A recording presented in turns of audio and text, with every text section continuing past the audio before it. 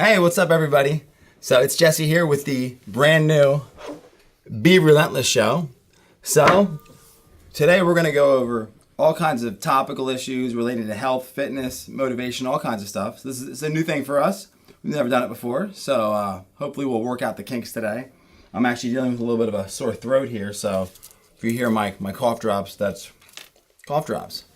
So, having never done this before, I wrote myself 4 notes. So we're going to try and fill a show here with 4 notes. But the cool thing is, I've got Eric, Jen, and Alex here. So if I get into trouble, I have these guys to bail me out. Can I count on you guys? You got it. You got it. We're here. I feel better now. So, first thing on the agenda is, we talk a lot about racism and sexism, which of course we are, absolutely opposed to. Obviously, but there's something else going on. Ageism. So, one of the foremost resources on health and fitness, basically an authority on health and fitness, Reader's Digest, and that's where I always go for my information, came out with the 14 exercises you should modify if you're over 50. But here's the catch. It started out as the 14 exercises you should never do after age 50. Haha, gotcha. But they changed it. Now let's go over some of these. So, high intensity interval training. So, the thing about intensity is and the nice thing is we've had some rebuttals here. We'll go through not just my opinion, but you're getting my opinion first. So, high intensity is subjective. So, what's high intensity for one person is not high intensity for another person necessarily. So, and here's a great one. This doctor recommends swimming for a full body cardiovascular workout that's perfect for any fitness level. So that is about the most idiotic statement I've ever seen. If you've ever done any swimming can be very high intensity. So there's no moderate swimming. He just says cardiovascular workout like high intensity interval training isn't that. So that's pretty silly. Spin classes. They're both on a hit concept. No, they're cardio almost categorically in my experience. And it says they cause too much strain on the joints. Oh, a better option would be to spin at your own pace or bike outdoors on a trail. Yes, biking outdoors on a trail is definitely a less likely way to get hurt than sitting on a stationary bike. What do you guys think of that? That's silly. When I was a kid, true story, we set we had a little bike track out in the woods. And, we worked really hard, cleared it out, built some ramps. And these kids dug holes and put branches over them and leaves so we would fall into them. and they hung fish hooks. Oh. Like fish hooks, so that you'd run into the fish hooks. That never happened to me, but I fell into one of the holes. That was really bad. Savage. It is savage. But yeah, so even at being somewhat in shape, I'm not comfortable trail riding really because it's not safe. I love trail riding. Unless you're really experienced biker. I kind of am, but I have the injuries. But no, I love trail biking on my motorcycle. But I think that I'm not a spin fan. I don't like the being in that flex position. That's the last thing anyone needs. But to say that trail riding is a better option, that is beyond idiotic. So, but Reader's Digest, the pop-up on this page was, want to learn 7 easy jokes? That's a true story. Push-ups. You shouldn't do push-ups. Wow, that's...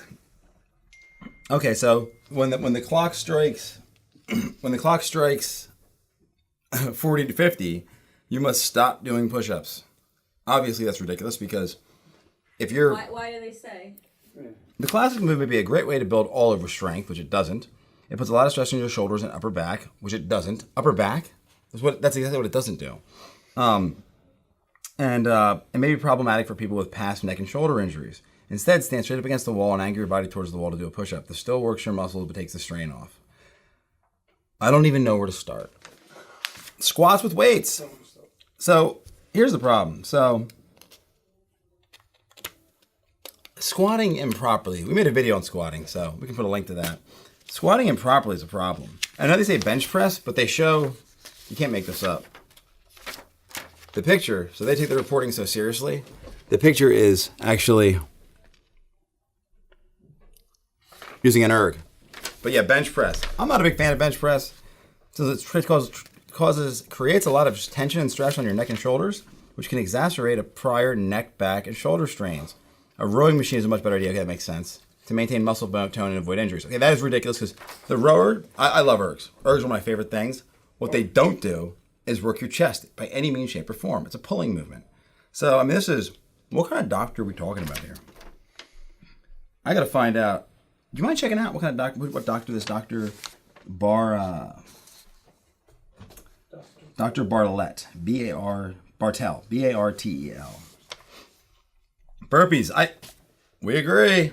I'm not a big fan of burpee, but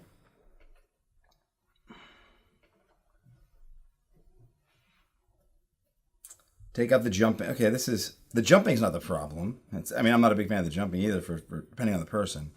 I mean, it's just silly. Pull-ups. Shouldn't do pull-ups. Yeah, right. Crunches. We agree. Crunches. Wow. Deadlift. We shouldn't do deadlifts.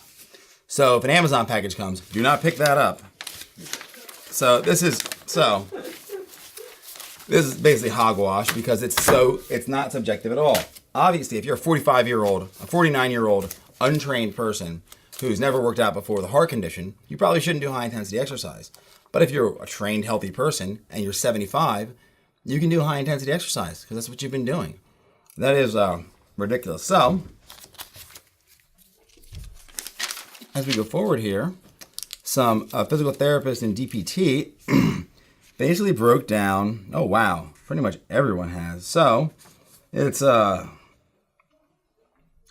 million followers on the Facebook page. Let's see. These blanket statements were made people. So what I found out here is, so one was a doctor of chiropractic, the other was a physical therapist coming in a couple exercises. It was a negative and fear mongering. And so they went ahead and explained basically what I said, that it's subjective. And there's been plenty of studies that have come out showing that vigorous exercise can be more beneficial than moderate exercise with people in chronic diseases. That's interesting. So again, they said scaling options, which is exactly what we recommend. The biggest problem they see is people can't get on and off the floor. So learning how to do a push-up is a good thing. We're going to skip this pretty quickly because I think this is junk. I thought we were done with this discussion about the pressure on the knee. It's pretty much been dunked. Oh, talking about the squat. So you definitely can't squat, and they say it's put too much. So they say you definitely can't squat, and they say it's just put too much pressure on the knees. I thought we were done with that discussion about the pressure on the knee because it's pretty much been debunked at this point, and it has because it's sheer force that we're worried about. If you do it properly, you don't have an issue. So this research that I got here was a little better, but we're going to go with my way. So anyway, here's the deal. I'm not going to go through their objection, but oh wait, I want to read this. So deadlift was just, yeah, I get that one. That one got me. They never want you to pick up anything heavy from the ground. Yeah, exactly. So the bottom line is this. When Reader's Digest tells you what short stories to read or like what's on TV, that's great information. Or if you want to learn their 7 jokes, but maybe when you're looking for health and fitness, you should go to an health and fitness professional. There's plenty of great ones out there. Alan Cosgrove. Locally, you've got Jim Ferriss. You've got Dr. Chris Leib. These are the people that I go to when I need information, and not Reader's Digest. So anyway, if you're over 50 and you're still doing these things, obviously don't stop. If you're in poor health, go see your doctor. Get cleared first. But that article is fear mongering and junk, and I don't like it. So we're moving forward. I like this. I get to just spout off my opinions. This is spectacular. I love it. And Dr. going off what you said, Dr. Live said it the best. We need to stop promoting fear in the health and fitness industry. And there's plenty of videos out there, elderly people, older than 50, doing the same exact exercise that's that article not to do. Yeah. And killing it, doing a great job with the exercises too. We've got badass Tina. Tina was just here earlier. Tina deadlifts 150 pounds, 100 I forget exactly what, and she's way older than that, and she's she can do anything, and she couldn't when she came in when we first started, and she was in her 60s. She couldn't do these things. I've been training her for a decade, and it's when you make generalizations like that, you're generally wrong. When you make assumptions about anything or anyone, you're generally wrong. We're all individuals. We all have our own nuances. So I'm sure there's some people that shouldn't do push-ups, that shouldn't do deadlifts, that shouldn't do squats, but they also shouldn't pick up a box. And apparently they can't sit on a toilet. So I think that generalizations are bad. Something else is making me crazy lately. So I saw, any of you guys see this new gym? That's like the nightclub gym. What's it called? Euphoria, I believe. So it's a nightclub gym, which I think is cool, except for the fact that it's dark and there's strobe lights, and that sounds incredibly dangerous. But it seems fun. But that's not what got me. So I never have a problem with any gyms. I think that we're not in competition with gyms. Some may be in competition with us, but I'm not in competition with them. I'm in competition with McDonald's, things like that. If you're trying to make people healthy, great, I'm all for it. But I saw in the comments, people were saying, hey, let's try this. And I always talk to people, they're going to try a diet. And in my mind, they've already failed. So, have you guys seen Star Wars? Mm-hmm. Yoda. I have not. I want to take a moment of silence. So, there is no try, only do. And, so Yoda basically says, you can try and fail. That's great. If you try and you fail, nothing wrong with that. Then, that's how you get better. But if you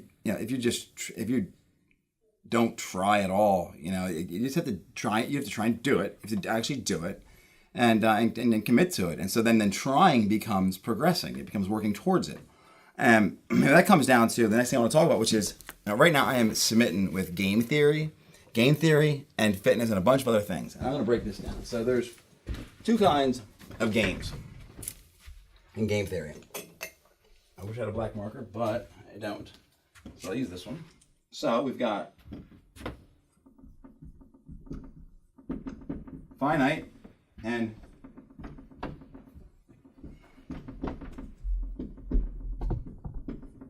infinite games. Did I spell that right?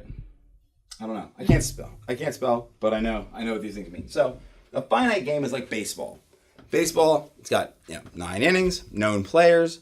We all agree on the rules in advance. So at the end of 9 innings, if someone's down 3 points, you can't say, oh no, just three more innings and we're going to win. We'll bring it back. No, if it's all agreed, and that's the end of the game.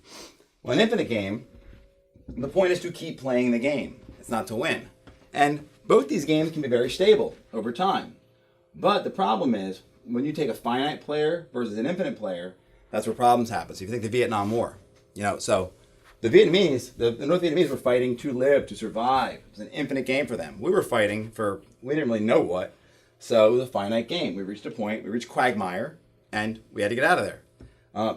Afghanistan, same thing for the Soviet Union. It was an infinite game. It was an infinite game for the Mujahideen. For the Soviet Union, it was a finite game.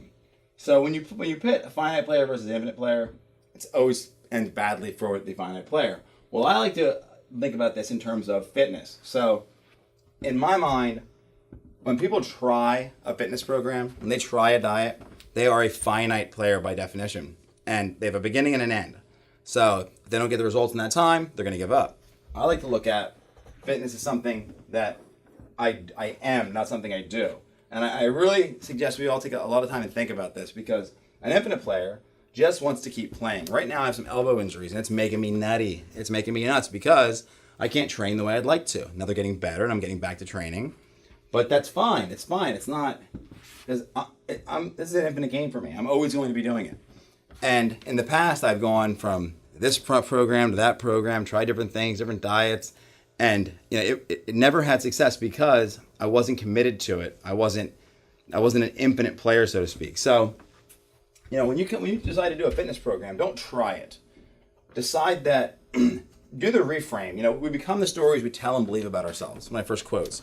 So when you think about it like this, if you tell yourself that you're trying fitness, you're trying to eat healthy, you're trying a diet, but you're the type of person that eats poorly, ultimately, you will become the story you tell and believe about yourself.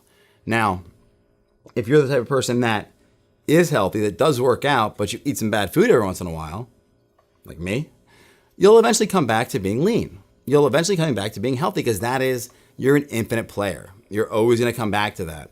Because, things happen in life. Life will knock you around. Like that, what did Sylvester Stallone say in Rocky? He's like, it's not how hard you get hit. It's how hard you get. It's not how hard you can hit. It's how hard you can get hit and keep coming. That's it. And it really is. Life will knock you on your ass. I know it too well.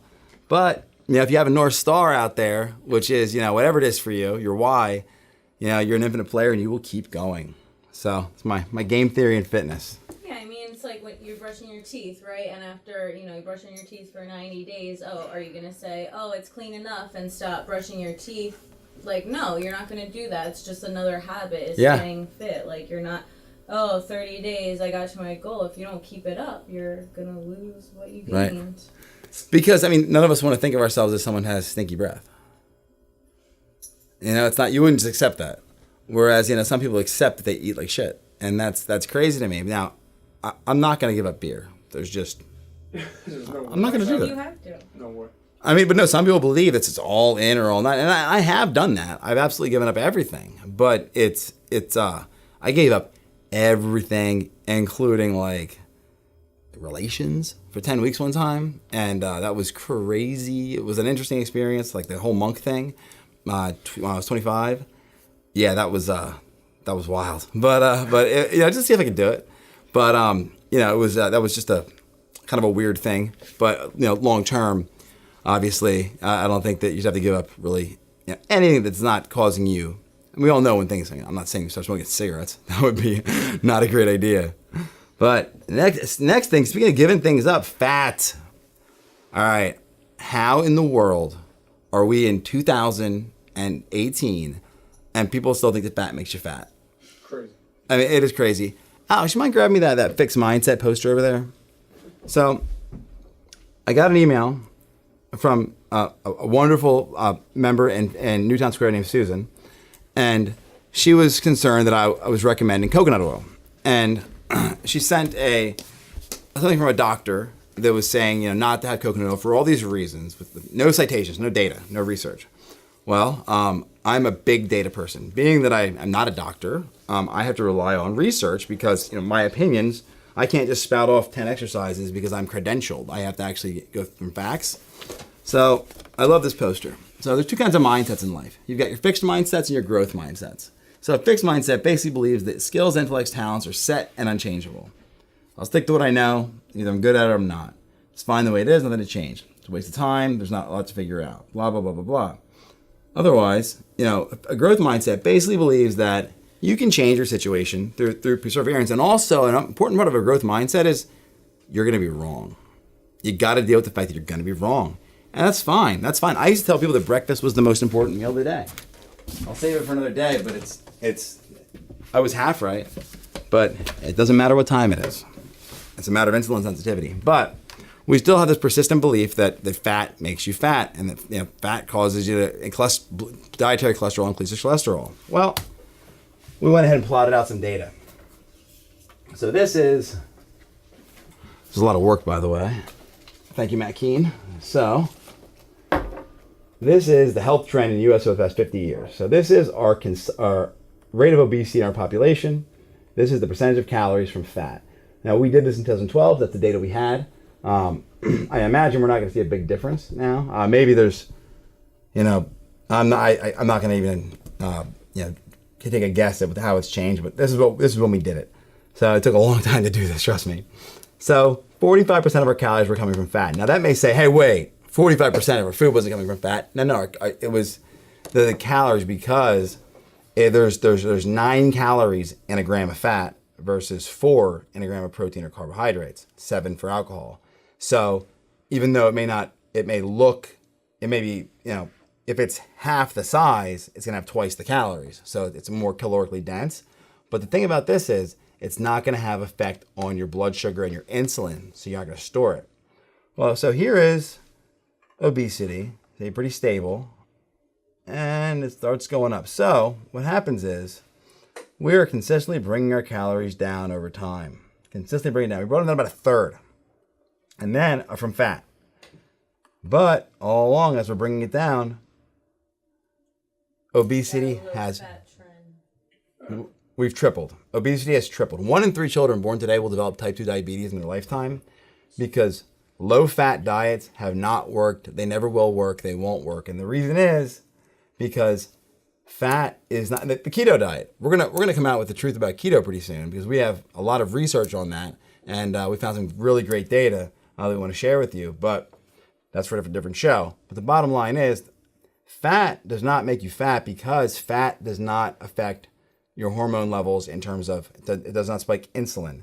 It doesn't. It won't spike insulin. You're not as likely to store it. So when you take fat and you mix it with carbohydrates, and that's going to spike your insulin. And even protein can be converted into sugar through gluconeogenesis. You can turn it into sugar. So the idea that we need to eat less fat is absolutely ridiculous. So we've tried it. Fat's gone down. Obesity's tripled. That's not worked. It's time to find a different way. Keto is very cool. It's interesting. For me, it was really challenging. I find that now there's something called cyclical keto, which we will be releasing more information on in a new program. Cyclical keto works very well. Paleo, which, the term paleo, I feel like is like a catchphrase. And I mean, it's because you can be like, newsflash, the cleanse puts you in ketosis. We know because we have the strips. So, I call it the keto cleanse now. Like, it's not, it doesn't, people will download it more.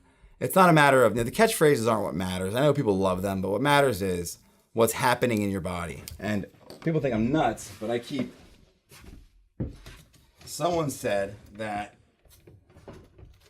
what was it? Is it in here? No, I took it out, but I'll find it. I keep a blood sugar meter. We cleaned up for the show because, my desk is a mess sometimes. We keep a blood sugar, we keep a diabetic testing kit here. We have 2 of them because we can try different foods, test our blood, and see how it affects our sugar. And someone was saying that the pasta, Reader's Digest says that pasta doesn't affect blood sugar. I know. The other credible source of Reader's Digest. There's a bunch of articles that are credible, yep. So if you see carbohydrates in something, that is basically immediately going to turn to sugar. You will spike your blood sugar, period. There's no getting around it. There's no magic trick. You can't net out the fiber. That's the longest con going. Low carb works really well. High veggie is the best. High veggie, low carb, replace your grains with greens. But we'll talk about this later. But let this graph show, we have been trying to take fat out of our diet, and we've gotten fatter. So maybe it's time for something different. All right, so what's going on in popular events? What have you guys seen? I saw Jessica Biel showed her workout on TV. She was doing an overhead squat on a box, overhead pistol squat with a plate overhead. Pretty cool. I don't know that that's really necessary, but all this single leg stuff is, I like it sometimes. Like the Bulgarian split squat thing earlier. I love the movement. It's great, but Mark Ripito, amazing strength coach. Oh, speaking of strength coaches, Charles Polquin died yesterday. R.I.P. Great man. He's one of the legendary strength coaches. Passed away yesterday. It should be a national strength holiday. We should all have to deadlift that day. But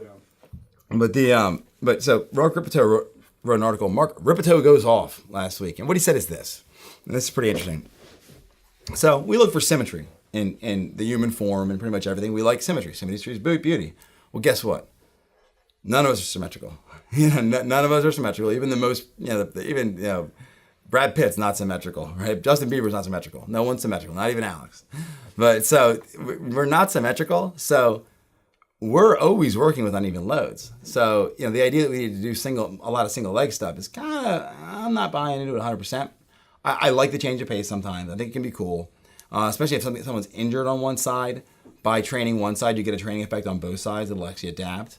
But I think it's interesting that we do a lot of she was doing that single leg move overhead, and I think it looks good on Access at Hollywood or whatever. I didn't see it. Someone told me about it. I don't watch TV, but I think it creates this idea that we all have to do these complicated movements to get results when really not true. It isn't true. It isn't true. It's replace your grains with greens. Learn how to properly hip hinge, squat, it's hip hinge, which gives you deadlifts and swings. Learn how to squat properly. Learn how to push and pull, do more pulling than pushing, core stabilization, anti-rotation, and do it regularly. Like I said, brushing your teeth. Like I always find, even in my own journey, when I try to overcomplicate the nutrition and overcomplicate the workouts, it not only overwhelms me mentally, but I can't stick to it. And it's always, exactly. I get better results when I go back to basics every time. Mm-hmm. Simple movements incorporated, that's where you're most effective. Yeah. Simple movements, maybe tweak things. Let's not try to overcomplicate things. We're adding in all this stuff. It may look great, but really we're not doing really anything. Simple movements, absolutely the best thing we can do for our body. And I think that, there's a lot of nuance to that. I mean, we'll talk about this in later shows. My thoughts on breathing and posture, and we'll talk about how that affects hormones and all kinds of things. I mean, there's nuance to those simple movements that can make them totally different that I think people miss out on. Oh, yeah. But it's, the basics done well is really, where the action is. I was talking to someone yesterday, had a really great conversation with someone here, Abby, and she was saying how, she's read every diet and every book and everything. And I said to her, kind of started her, I was like, ideas are shit. And she was just like, kind of taken back. And I wasn't saying that her ideas are shit. I'm saying that, ideas can be shit sometimes because, execution, getting things done, my nutrition for the past couple of years, ever since I made my bold claim about my six pack I was going to get, I just stopped eating breakfast and fasting every day. And I don't really control what I eat, but I just control when I eat it. And that's been the simplest, most effective thing I've done for a long time. Now I want to gain some weight back because someone saw a picture of me from a couple of years ago and was like, oh my God, you look so much younger. It's like 2 years ago. So I'm like, okay, maybe 15% body fat would be okay. So instead of 10. So working on that, working on eating.